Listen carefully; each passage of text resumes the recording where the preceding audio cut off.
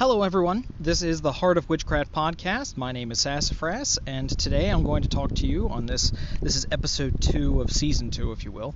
We're going to have a little chat about astrology, and we're going to talk about a pet peeve of mine, which has been driving me crazy for a long time now.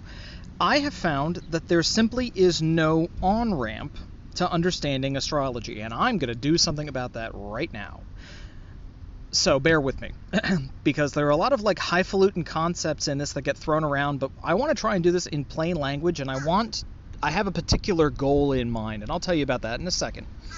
So, when a person is asked to do astrology, or they want to do astrology, or they wonder what on earth their rising sign is, or what have you, because we were kind of brought up on solar signs, what is your sun sign? And so if somebody says, what's your sign? The historical answer, at least, during the duration of our lives, has been, what's your sun sign? We'll get to that. But anyway, so let's say you want to figure out what all of your things are. So you're gonna go to Google, you're gonna type the word astrology, and you're gonna see a billion results. You're gonna click on the first one. We're gonna say that that's cafe astrology. It's gonna ask you for your date of birth, your time of birth, and the latitude and longitude of your of the city you were born in, that your mother was in when you were born.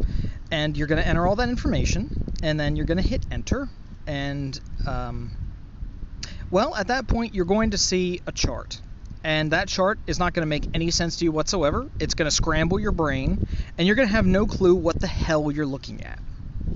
Now, some of them have little explanations, so luckily, don't you worry, they're going to tell you that you have a Libran sun, and they're going to tell you that you have a Sagittarian moon, and all of these things.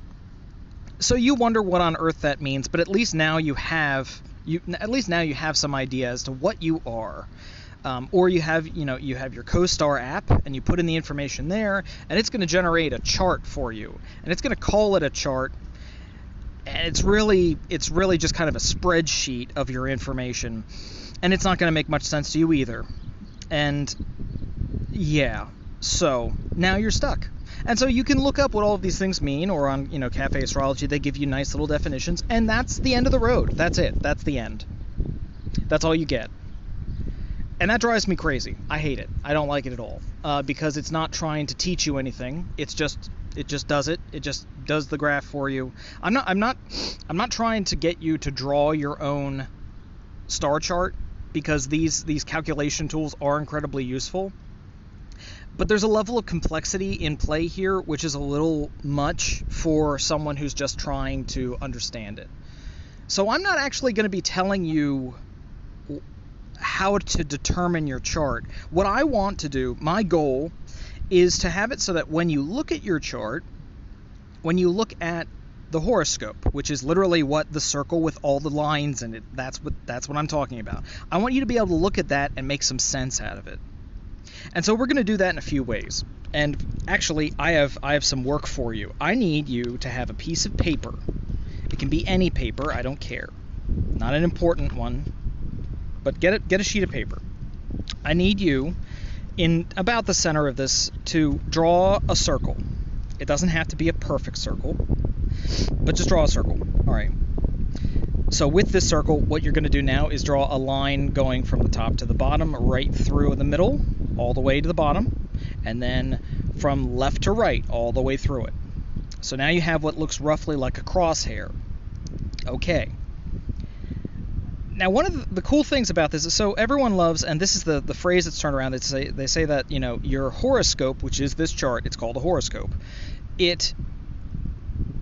some people would call it like a star chart, but that's not accurate. The horoscope is it's a snapshot of the sky, of everything outside of the earth. It's a snapshot of that on the moment you were born. As if that tells you anything, as if that gives you the information that you would need or want to comprehend what you're looking at. All right. So, you have your crosshair. At the dead center of this crosshair, you can think of it as that's where Earth is. Earth, it is a geocentric model. So Earth is the dead center of that. So that's where the Earth was. Now, you're looking at your crosshair here. To your left, to the left side of that circle, I want you to draw an E. Put a little E next to it outside of the circle, because that is the direction east. Okay, so then at the top of the circle, you're going to put an S, because that's south. On the right side, we're going to have a W, that's west. And then at the bottom of it, that's north. So going clockwise from, if you think of this as a clock, and actually I'd love to get into talking about like astrology and astronomy and how like this is the basis of all calendars and all time. Like we would be screwed if we had no night sky as far as determining time for things, and then the sacred meaning of time and all of these other things and whatever. Back to the point.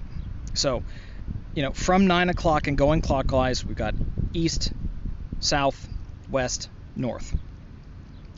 Everything starts in the east, and when you think of that E, think of from east to west.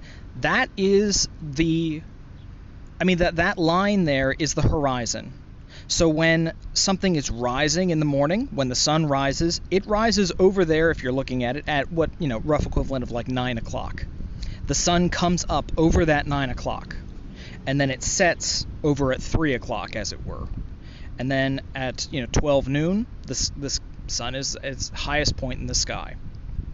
Which, if you're in the northern hemisphere, it's actually the southernmost part of the sky, and that kind of makes sense if you think about like how buildings and temperatures work in houses. I mean, this is kind of tertiary or whatever. Or, you know, the saying of like moss grows on the north side of a tree. Well, that's largely because in the northern hemisphere, where a lot of folks, at least that are listening to this podcast, are, although apparently we have some folks in South Africa listening to this podcast. That's interesting.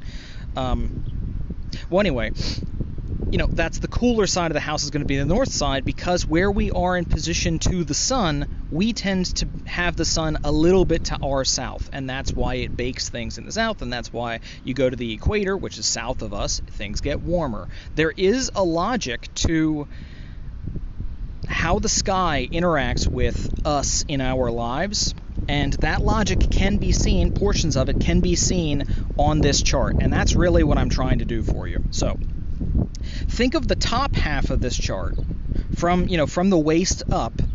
That's during the day. That's when the sun is up, or when items in the sky, they're going to be overhead during the day. And then when they set, everything from west, still clockwise, from west to east, but the bottom half of the chart, that is night. And, you can kind of think of like, the 6 o'clock position as being roughly midnight. As far as like where items are positioned in the sky, it's the opposite of noon. So if the sun is directly in one position at noon, then it will be, during the night, if it's, nighttime for us, the sun is going to be at midnight in the northerly-most direction. It gets complicated because we're talking about how like the other side of the world, that doesn't have the light or doesn't have the sun because it's night, is the second half of the chart. But it's kind of funny because what you'll be able to see at night is essentially that bottom half of the chart. So that's kind of neat. Anyway, all right, we have our crosshairs. We're going to do something with that. So I want you to take this crosshairs, take your circle, and we're going to draw little V's in the middle of each quarter. You see how the pie is cut into quarters? I want you to do a V perfectly in the middle of that, a little V from the outside to the center and back to the outside in that same quarter, which will roughly chop each one of the quarters up into 3 pieces. Now, if you remember your geometry classes, you know that a circle is 360 degrees, and each one of these quarters is going to be roughly roughly based on how well you drew it, but in a perfect circle, it's 90 degrees. So you've got 4 90-degree sections, and then you've drawn it so that there are 3 sections in each quarter. So each one of these sections is a third of that 90 degrees, and so each one is 30 degrees. Now, what we've just done here, in a way, and there are different ways of calculating houses, but what this is houses.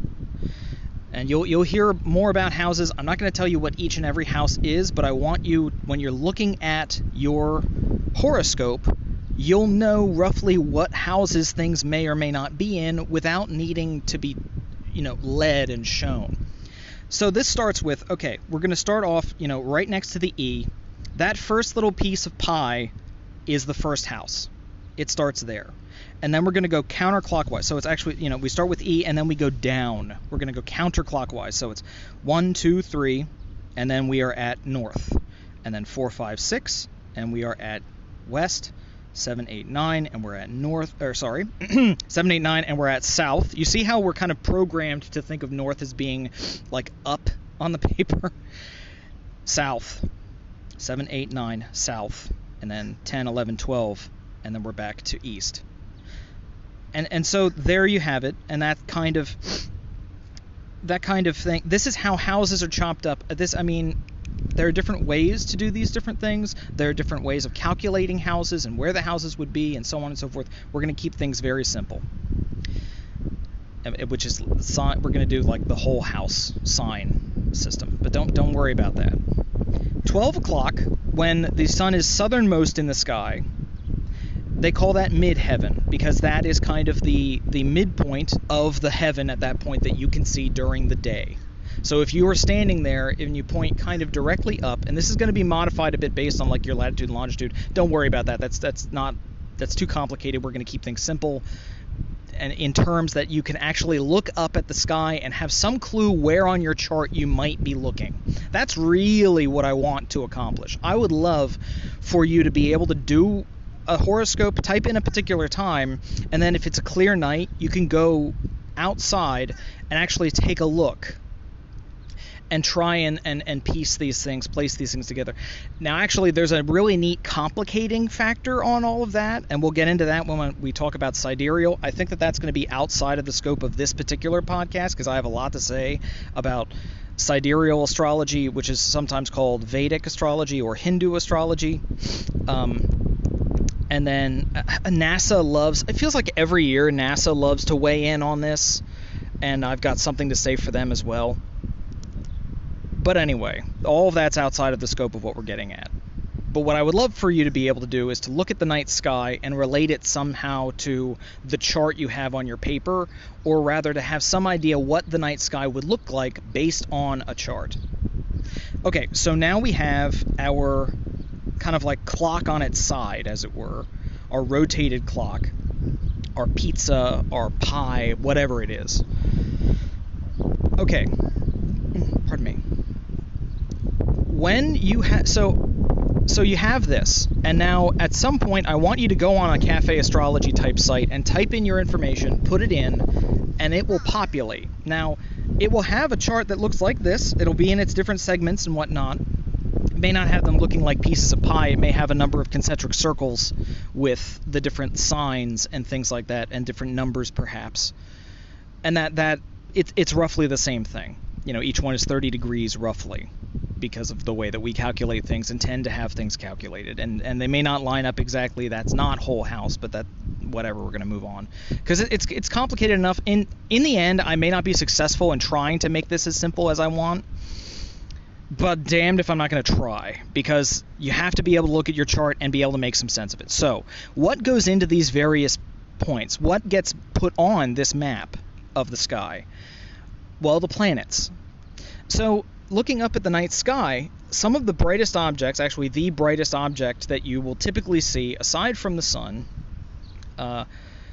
will be Venus. Venus is the brightest celestial object that we can see with our naked eyes. And in my mind, all astrology must obey the well-visioned human looking at the night sky. Anything beyond that, in my humble opinion, is not important, because that's all beyond the scope. This is where NASA kind of comes into the picture again. It's like, if we found a number of gas giants out beyond Neptune, like far beyond, but technically still operating within the sphere of the solar system, would we suddenly be integrating that into our astrology? Should we be? I don't know. I mean, there's so many ways and so many things you can put on this. I'm not saying it's complicated enough, because it certainly can get more and more complicated, and it is a dark rabbit hole to go. But we're going to keep it simple. To my mind, and of course I'm the authority on this podcast. No, I'm just kidding. To my mind, things like Neptune and Pluto and that sort of thing, and Uranus, these are just not important. These are things that the human looking at the night sky can't really, we can't detect them. And while they may have an effect in astronomical calculations and whatnot, and I'm sure that they do because they exhibit gravity, etc., I don't think that that's something that, you know, the ancients would have been able to determine. The ancients were not dumber than we are. They just didn't have the same tools. I mean, there are ways in which, you know, in ancient Greece, there was a mathematician who calculated the size of the Earth based on shadows. Like, there are all kinds of different things humans can intuit, but I don't think we can intuit the far out planets. I'm not worried about them. If you want to put them into your subconscious, that's up to you, but that's fine. To try and drag it back to some cogent point. The planets move around in the night sky, and they're in different positions from year to year. And sometimes it's many years before they're in a different position, but again, we're talking about the outer planets. But for the closer ones, all of them move around, and each one of them has the name of a deity tied to them, largely because, well, I mean, there is a level of interpretation of the divine by the night sky, and the night sky definitely causes one to think in reverent terms, because it is this amazing and overwhelming thing. And it has always had the imagination of humans, as long as there have been humans.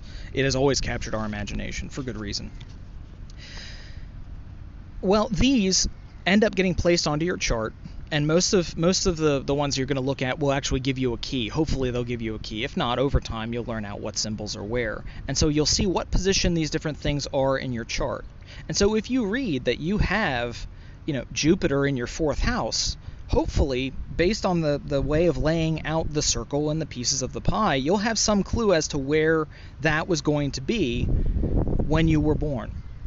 And so, your sun sign, what, you know, if you think where to determine and how to determine the sun sign based on the time you were born, here on Earth, we look up and we see the sun. And in reality, we're spinning around the sun. But if you were to point directly at the sun, ultimately, you would be pointing through the sun. You know, that arrow, if you will go through the sun and carry on into outer space. And so it ends up being, where does that arrow extend and go out into? And that's what your sun sign is. And luckily, because the way that we do our calendars is based on the sky, we actually can pretty much guess, and that's more or less where the different signs are attributed for birth times. You know, and that's actually kind of where months come from, but talking about calculating time based on the heavens is going to be its own topic, and I don't want to get too distracted, because I tend to get distracted, if you haven't been able to tell already. All right. Well, so for example, I'm a Libra. I was born in October, and thus, you know, since the Earth circles the sun once a year, and we calculate a year based on that, you know, revolution, based on going around, I know that because I was born October 10th, that's where the sun is in my chart. Now again, we are basing this, we're not getting into the sidereal thing, we're basing this based on how the constellations, the 12 constellations, which are all given equal proportions of the night sky, each roughly 30%, or rather in this, it's exactly 30% is how we're doing it, of this circle, which is 360 degrees. And so, you know, that's where mine is, because I'm Libra. So, when I was born at like 3:30 a.m. But it doesn't matter when I was born, because it fell between this date and this date. That's where we were in position to the sun, and so that's why I'm Libra. I'm a Libra sun. Now, the placement of my moon was in Sagittarius, and the placement of my what the my ascending sign is. So typically you'll get those three. You've got your sun sign, your moon sign, and your ascendant. That seems to be how people are chopping it up nowadays. Your ascendant is whatever constellation was coming up over the horizon as you were born. So what is rising on the day that you were born, and that's your ascendant. What is coming up over the eastern horizon, and that's your rising sign. And so that's how you have those three. I mean, I could get into and start talking about like the qualities of each of them. I kind of think that information is out there and available if you were to Google it. What I really want you to be able to do is look at the chart and have some idea where it would be. So if you're looking at my chart and you know, I've told you that my Virgo, you've got the chart laid out and you have, the different houses around it. And based on the houses, at least in this, those houses are also the signs. There's 12 of them. If you're using a whole house sign system, then it chops up equally that way. So I would be able to, just sitting here spitballing, without looking up anything or anything, I would be able to say that on the day I was born, based on what I know my stats are, if you will, I could chart and place those three objects. I could literally draw them on my chart. I would know that Virgo was the sign rising. So Virgo is going to be probably in, let me think. I think it would put it in, oh my God, I'm not even looking at this.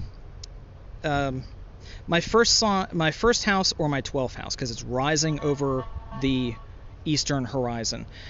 And there are different ways of doing this, and so you're going to get a little bit of overlap, a little bit of difference based on what calculation system you're using for the placement of houses. I'm using the most simplistic one, so this would place Virgo in my 12th house. Oh my goodness. Of course, I haven't actually drawn in them on the little chart that I've kind of spitballed here for you. So now you'll be able to tell. Actually, I think just in my own mind, I have a ton of things in my first house.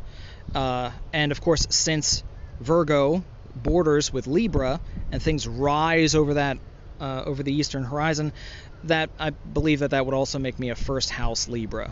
Although I feel really dumb because I feel like I should stop and check. Maybe I'll do that. I'm kind of running out of time here. In any case, don't take my word for it. Don't take my word for it at all. What I would like for you to do is go and calculate your house. Go calculate your horoscope, rather. Lay it out in one of these programs. Use what I'm talking to you. This doesn't replace any of the systems that I described and criticized a little bit earlier. Not at all. If anything, I'm trying to praise them for you. I'm trying to augment them with some understanding of them for you guys. So go ahead, generate your chart. Look at it. If you've drawn out my crude, silly little diagram, see where things fit and how things fit. See what kind of house system the chart is using. The program is using. A lot of them will use. There's some based on time. What is it? Placidius? I can't remember exactly how it's pronounced. It's been a long time since I've said that word out loud. But that one's based on time. There are other ones based on space. I think in the sequel episode of this, I'm going to talk about maybe the different house calculations. I'll go there, and maybe then I'll have the opportunity to diss NASA and explain to everyone who uses sidereal just how very wrong they are. No, I'm joking. In my opinion, it's really fun, but I think there's a lot of so often you'll see people talking about sidereal astrology. What is sidereal astrology?